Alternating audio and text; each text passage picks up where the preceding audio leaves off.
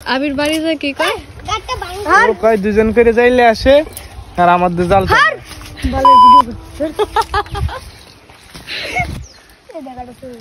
দেখি দেখি দেখি দেখি ওয়াও ভাই না দিছলে পানি এদিকে আই যাক এদিকে যা এই কোনা দাই কোনা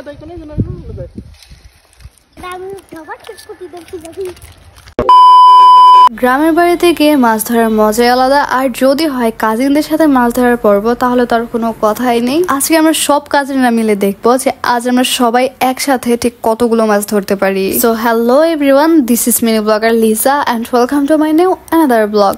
অনেকদিন পরে আজকে আমরা সবাই মিলে গ্রামের বাসার দিকে যাচ্ছি। আর আজকে মূলত আমরা সবাই গিয়ে মাছ ধরা দেখবো, কারণ এই সময়টা হচ্ছে আমাদের পুকুরে সবগুলো মাছ বিক্রি করে দিয়ে আবার নতুন করে মাছ ছাড়া হয়। এই জন্য হচ্ছে আজকে আব্বু বলতেছিল যে সবগুলো মাছ একদম বিক্রি করে ফেলবো। আব্বুর কথা শুনে আম্মু তো পুকুর পাড়ে যাচ্ছিল, তার পিছু পিছু তো আমরাও চলে যাচ্ছিলাম, কারণ আব্বু আর আম্মু হচ্ছে সবসময় তারা একভাবে এক মতামত নিয়ে তারপরে যে কোনো একটা কাজ পরিচালনা করে। এই জন্য আব্বু আম্মু সবসময় একসাথে থাকে কোনো একটা কাজ করার সময়। আর আমরা হচ্ছে লেন্ডি পেন্ডি, কিছু কিছু সময় আব্বু আমার পিছ ধরে বড় হয়েছে, কিন্তু কিছু কিছু সময় দেখা যায় যে আম্মুকে ছাড়া একদমই ভালো লাগে না। আর গ্রামের বাসায় যখন আম্মু আব্বু দুজনেই থাকে তখন তো আমাদের বাসায় একদমই থাকতে ইচ্ছা করে না। আমাদের পুকুর পাড়ে যাওয়ার কথা শুনে আমার কাজিনরাও তো চলে আসছিল, কারণ আমরা সবাই মূলত একসাথে অনেক বেশি মজা করি। এর জন্য দেখা যায় ওরা যদি না থাকে তাহলে একদমই মজা লাগে না।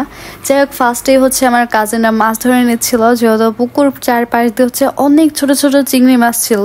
আমার কাছে তো চিংড়ি মাছগুলো ধরতে খুবই ভালো লাগতেছিল, কিন্তু ভাই এখানে যে আমি আমার মাছ ধরার কথা বললাম এটা কিন্তু টোটালি রং। কারণ আমি মাছ ধরতে পারি খুবই কম, বেশিরভাগই দেখা যায় একটা মাছ আমি যখন ধরি ওইটা আবার হাত থেকে আবার ফসকা চলে যায়। তো ভাই এখানে ফাপড় ছেড়ে কোনো লাভ নেই। যাই হোক, আমি মাছ ধরতেছিলাম না, ধরতেছিল আমার বড় ভাই আর আমার আরেকটা কাজিন। আর আমরা অন্যান্য সব কাজিনরা হচ্ছে ওদের পিস দিয়ে দেখতেছিলাম যে কিভাবে ওরা মাছ দেখে। ওদের মাছ ধরা দেখে আমারও তো খুব বেশি ইচ্ছা করতেছিল, বাট এই রোজার মাসে আমি যেহেতু রোজা ছিলাম আর যেহেতু অনেক বেশি রোদ ছিল, সো পানি গরম ঠান্ডা সবকিছু এক মিলিয়ে দেখা যেত আমার অনেক বেশি জ্বর আসতো। এই জন্য আমি ওইখানে নামি নাই ভাই। আর আমি যদি নামতাম তাহলে আমার এইগুলা ক্যাপচার করতে কে। যাই হোক, আমি এর মাঝে একটা কিছু খেয়াল করলাম যে আমার ফোনের ব্যাটারি একদম লো হয়ে গেছে, আর আমি ওইখানে কোনো চার্জার নিয়ে যাইনি। আর ওই অত্র এলাকায় আইফোন কারো ছিল না, যদি কারো থাকতো তাহলে দেখা যেত ম্যানেজ করে আমার ফোনটা একটু চার্জ দেওয়া যেত, বাট সেটা একদমই পসিবল ছিল না। আমার ভাই তো আমাকে বলতেছিল যে তোর বড় এলাকায় ভাব একটু কম দেখা। ভাই সত্য কথা বলতে কি আমি হচ্ছে অনেকটা কেয়ারলেস, কারণ আমি জানতাম যে আমার ফোনের চার্জ থাকবে না, বাট আমি তারপর আমার চার্জারটা নিয়ে যাই নাই, না হলে দেখা যেত তোমাদের সাথে আমি আরো